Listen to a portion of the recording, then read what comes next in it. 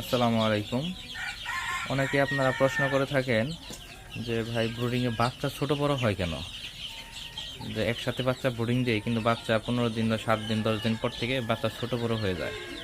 এমনকি এটা অনেকটা বেশি হয়ে যায়, যে একটা দুইটা না অনেকগুলো হয়ে যায়। এর একমাত্র অন্যতম একটা কারণ হচ্ছে এই যে দেখেন, এখানে বাচ্চাকে খাবার দিচ্ছি সকালবেলা। এই দেখেন, দুইটা পাত্র দেওয়া হয়েছে। এখানে দুইটা পাত্র দেওয়ার পরে এখানে এখানে চাপ বেশি বাচ্চাদের। ওই দেখেন ওই সাইডে কিছু বাচ্চা এরা না খেয়ে বসে আছে, মানে এরা সিরিয়াল পাচ্ছে না।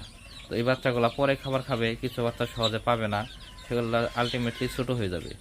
অর্থাৎ মুরগি বাচ্চা ছোট হওয়ার মানে সাইজে ছোট বড় হওয়ার অন্যতম একটা কারণ হচ্ছে খাদ্যের পাত্রের পরিমাণ কম দেওয়া।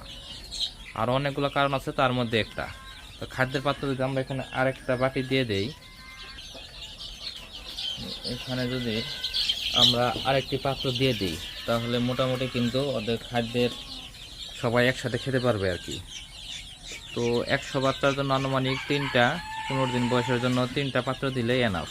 15 থেকে 20 দিন বয়সের মধ্যে 3টা পাত্র দিলেই এনাফ।